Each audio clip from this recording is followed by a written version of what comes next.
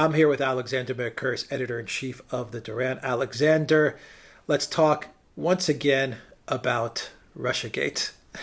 It is not over. It just may be just beginning. But one of the major rallying cries of the Democrats now that the Russiagate, the Mueller investigation has kind of deflated, is that they're saying that AG Barr was unable to exonerate Trump on obstruction.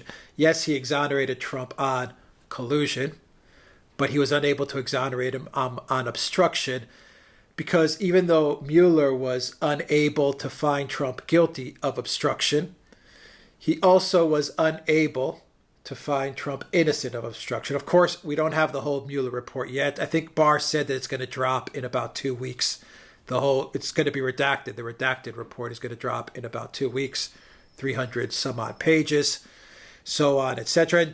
And to be honest, Alexander, the terms collusion, obstruction don't really mean much to me either. What the hell that means, legally speaking, I don't know. But get into the Democrats' new rallying call here, which is obstruction that Mueller was unable to exonerate Trump from. Yes, I mean, I think this is a wonderful example of the Democrats becoming desperate, clinging on to something in Mueller, this god, this false god they created, who was going to deliver them from Trump. They're bitterly disappointed in him because he has completely cleared Trump and the Trump campaign of the whole collusion narrative with the Russians. And of that, by the way, there is no question at all. You only have to look at what Barr says. And he quotes Mueller's words on this issue. And Mueller clearly clears Trump and the Trump campaign of any suggestion of collusion or coordination or conspiracy with Russia during the 2016 election. So rather than give up all hope on Mueller, they're now switching to this business of obstruction. This obstruction story is absolute nonsense, and it always has been. Now, let me first of all begin by making a very important point.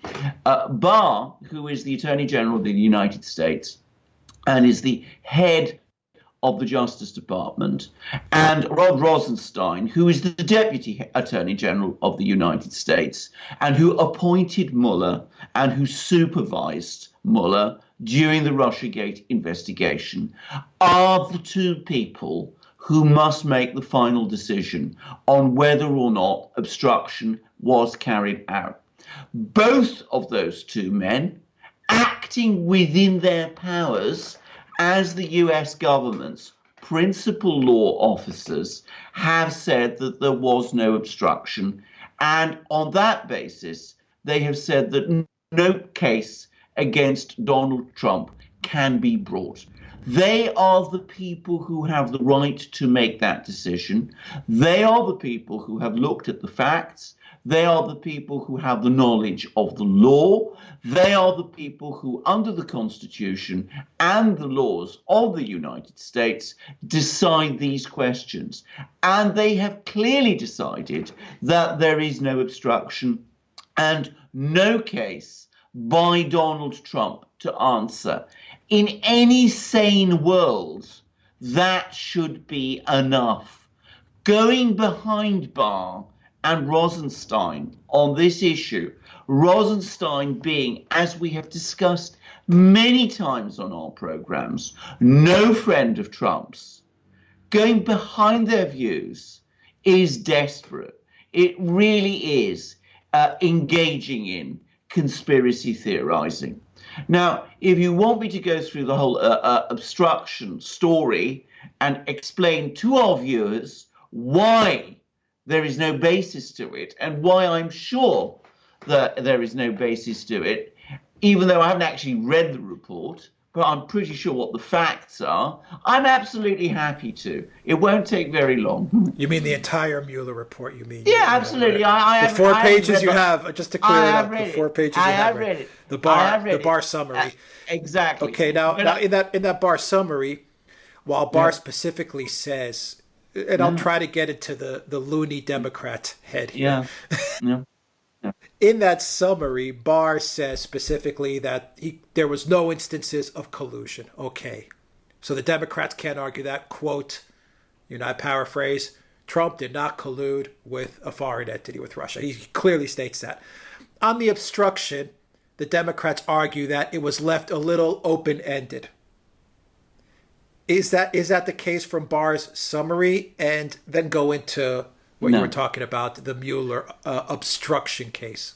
Right. Right. Okay. Let's actually, because I think the best way to answer it is to go through the various allegations which have been made by various people at various times in an effort to prove that there was obstruction. Now, the big one, the starting point one, was Trump's dismissal of Comey, Right. Comey being the former director of the FBI. Now, Trump had the right to dismiss Comey. He acted within his constitutional power. Barr, who is a brilliant lawyer, and many other lawyers say, given that Trump acted within his constitutional authority to dismiss Comey, that cannot be construed as obstruction. Beyond that, I would add a few other things. But before you add those other things, Alexander, I'm going to do something I rarely do, which is cut you off, because I have an important question on the Comey thing, and then you can get on to the other things. No, I haven't finished with Comey. Okay, great. Because one of the things that I've never understood is that if Trump has, which he does, it's clearly stated in the Constitution, Trump has the right, in the law, Trump has the right to fire the FBI agent, no matter what, the FBI director, no matter what. Even if he comes in, he doesn't like the way he's dressed, he can dismiss him. That's clear. Yes. Yes. Why then did Trump's dismissal of Comey, why was that the spark, the ignition that led to the Mueller special counsel? Yes. Well, this is we come straight to the point, because of course what happened was when Trump fired Mueller, fired Comey, the Democrats and the media said that Trump fired Comey in order to shut down the Russiagate investigation. But he didn't. The investigation before the special counsel was appointed, you mean? Before the special counsel was appointed.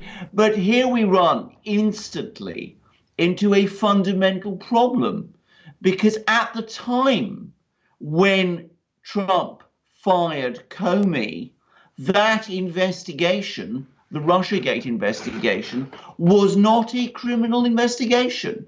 It was a counter-espionage investigation. And as a counter-espionage investigation, it was not investigating crimes. It was not investigating Donald Trump.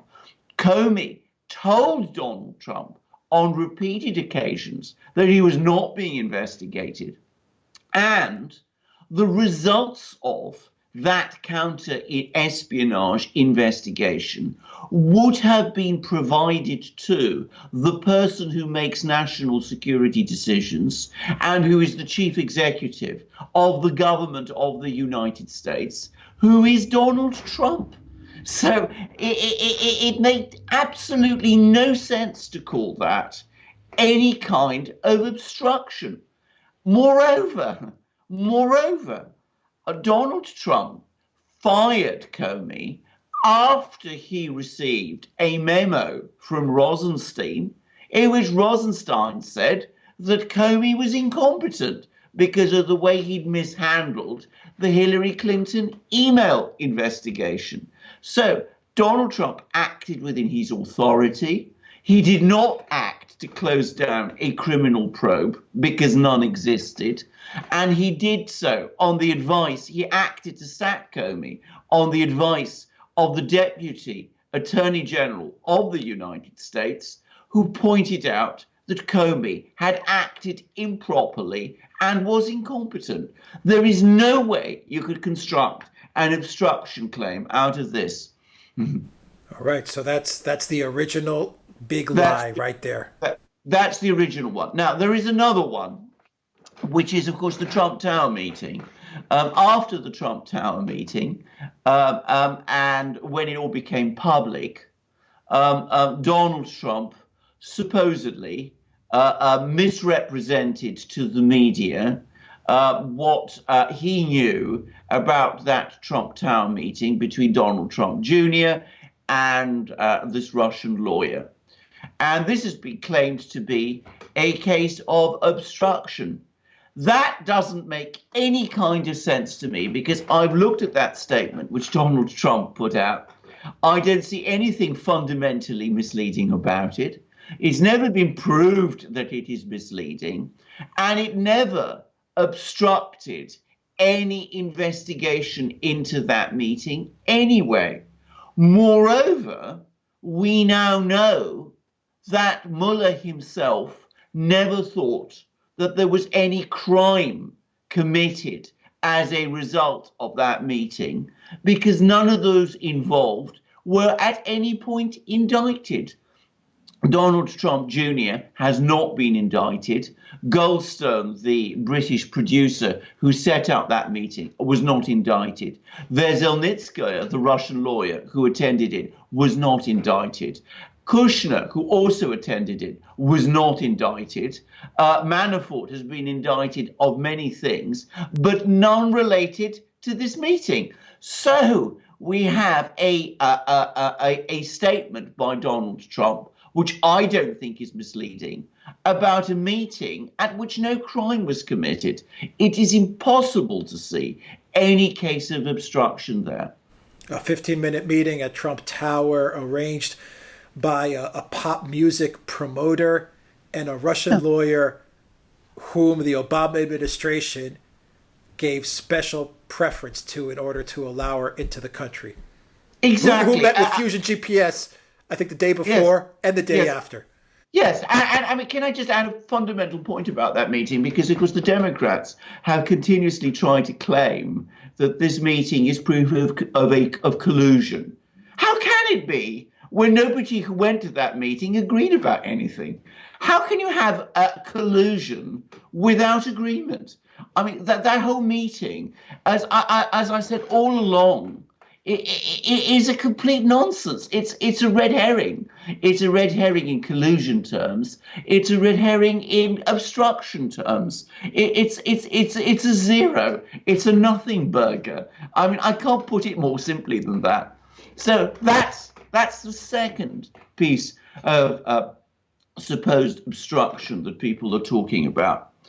There is a third one, which is, of course, the various things that Trump said in his various tweets about Mueller's investigation being a witch hunt and all that.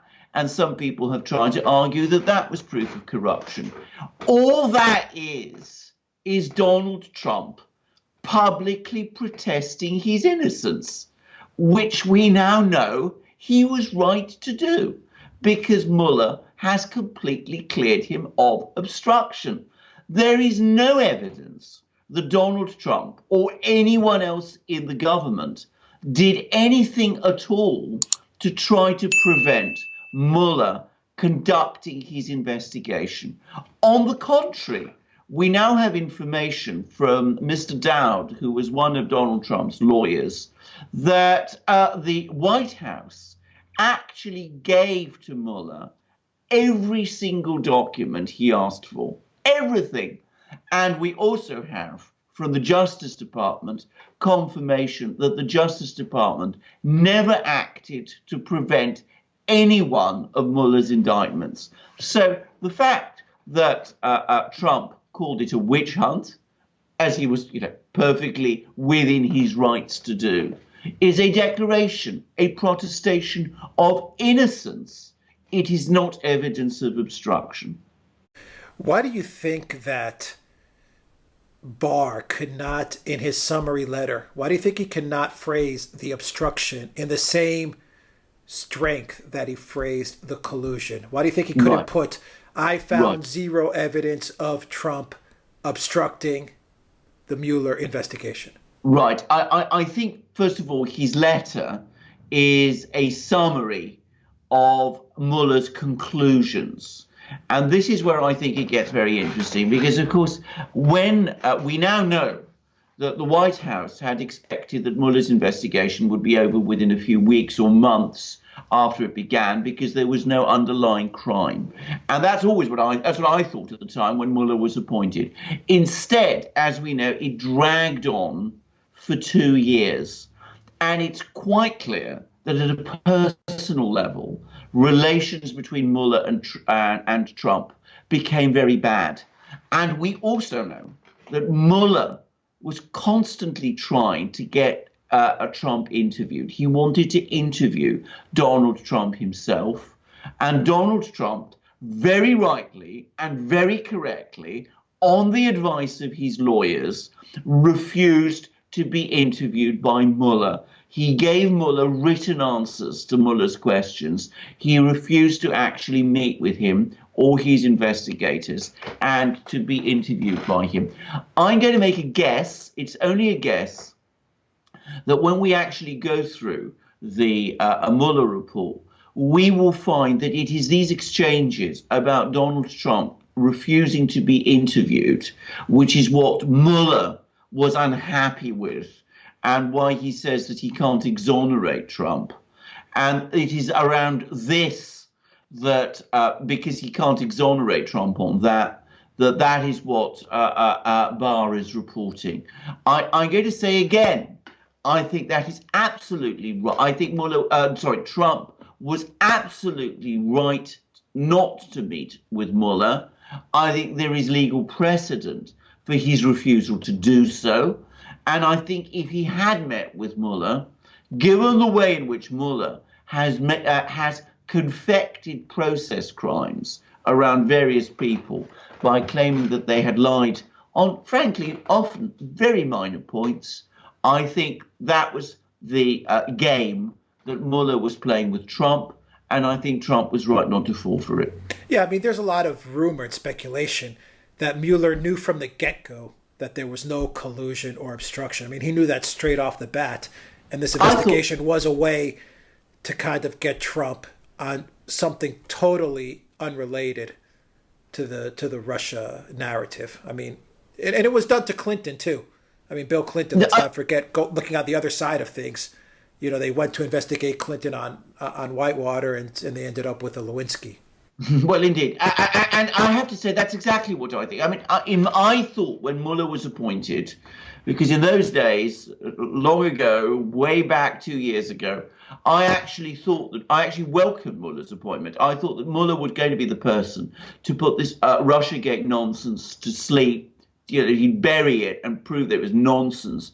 And it would take him no more than 2 or 3 months, because it was obvious to me even then that the collusion narrative was nonsense. And instead, this thing dragged on for almost 2 years. And it took Barr's appointment to bring it to a stop. And what was Mueller up to? Well, he couldn't prove collusion because there was no evidence of collusion. What he was clearly trying to do was to construct an obstruction of justice case. And that's why he didn't clear Trump. Exactly right. I totally agree with it, that the turning point to this whole thing was Barr becoming Attorney General. When Trump got rid of Sessions and Barr came in, that's when this thing was over. And that's when Mueller also got the signal that he has to stop fishing around for whatever charges he could find to put on Trump, and he has to wrap this up. That was the turning point to this entire thing. Exactly. Otherwise, I'm absolutely sure the Mueller investigation would have gone on right up until 2020, and we would have had another 2 years of this nightmare, and with all sorts of people being probably interrogated for nonsensical things, and with all kinds of rumors about how Mueller was closing in on Trump. It took a proper Attorney General to bring this nonsense to a stop. And, thank goodness.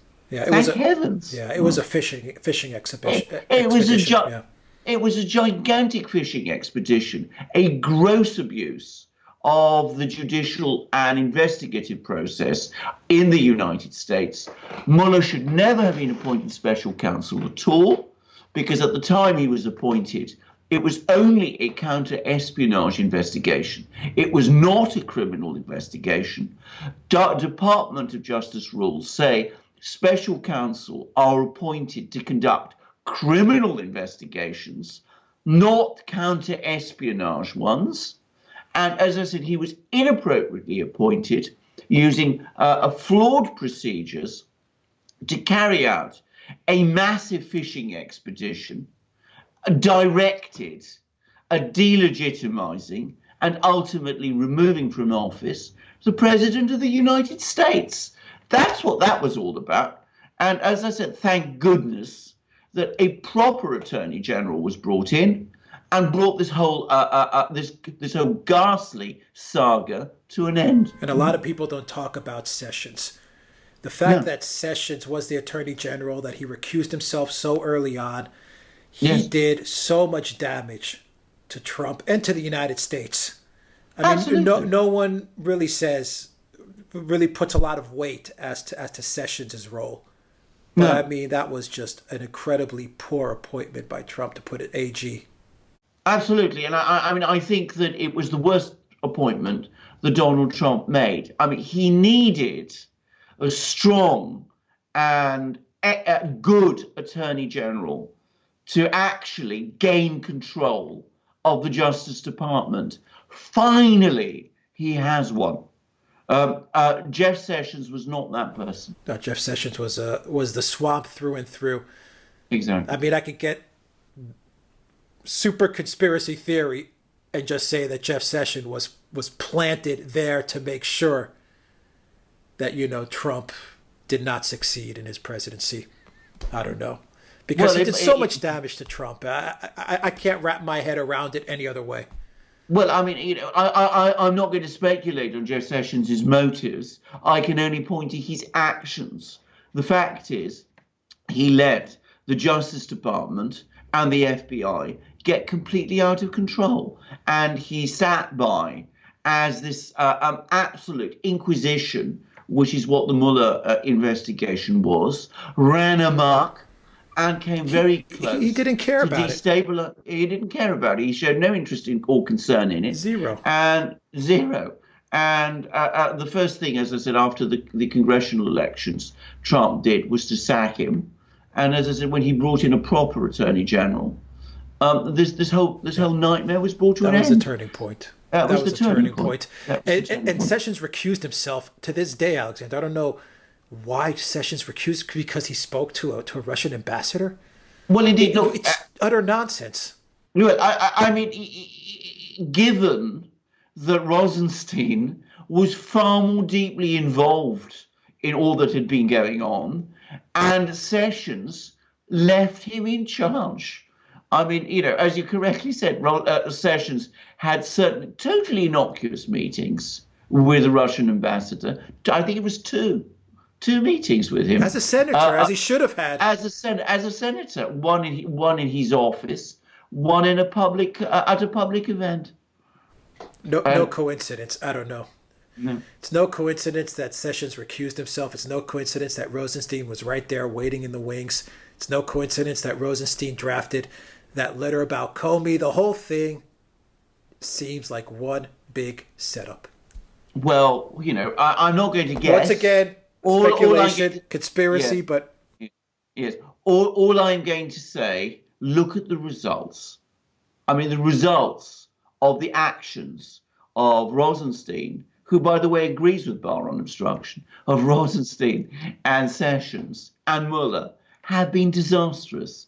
And the Mueller investigation is a shameful episode in the history of the United States. That's why they're going after Barr now, the Democrats. And I'll leave it. They won't get anywhere. Yeah, they won't get anywhere.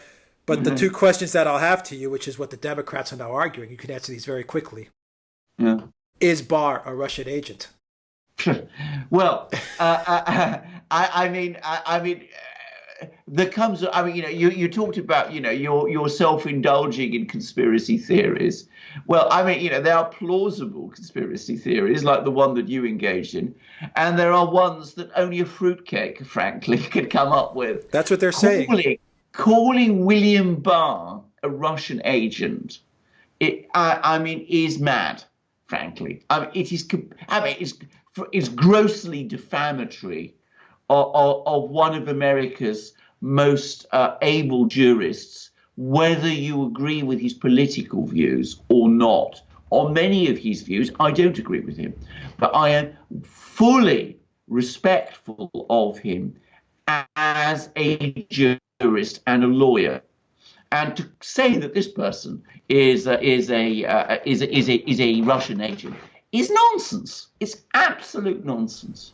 And of course, the greatest trick that Putin pulled throughout this whole 2-year narrative is that he managed to get Mueller in as a special counsel. He managed to trick the Democrats into elevating Mueller to this untouchable stature. And then it turns out, as the Democrats are also now screaming, Alexander, true or false, Mueller is a Russian agent. Again, absolute nonsense.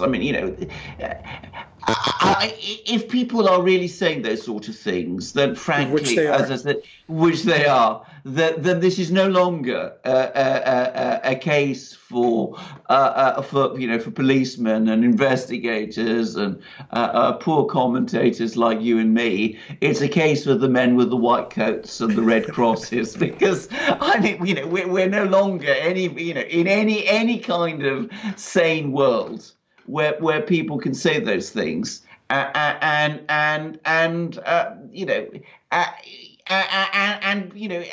one can't argue with this kind of thing. It's so crackers. It really is a case of the men in white coats. Oh, Putin. Diabolical he is. Well, indeed. Can I just say one thing? Yeah. Just to come back to Barr, when I say he is a brilliant lawyer, I also say that Lawrence Tribe, who was one of the most zany Russiagaters, is also a brilliant academic lawyer. He's written one of the greatest works on the Constitution of the United States. What he has been saying about Russiagate and about Donald Trump is, in my opinion, absolutely irrational and appalling. But I respect his ability as a lawyer, and I respect William Barr's. And anybody who talks about people like William Barr as a Russian agent, as I said, that's grossly defamatory. It's delusional. It's fantastic. It's absurd. It's wicked. And it's wrong. All right, we'll leave it at that. Alexander Mercouris, Editor-in-Chief of the Duran. Thank you very much. Guys, if you like this video, click on the subscribe button down below and click on that notifications bell to get notifications every time we push out a new video. Visit the Duran shop, pick up a t-shirt, help support the Duran. In the description box down below, you will find links to our PayPal and Patreon pages. Please donate to the Duran. It really helps us out a lot. And of course, you can get a copy of this video in audio format. Follow us on iTunes and SoundCloud. Don't forget, go to theduran.com and see all the articles that Alexander is linking up to as well every day. Alexander Mercouris, Editor-in-Chief of the Duran. Thank you once again. Until next time, everybody, take care.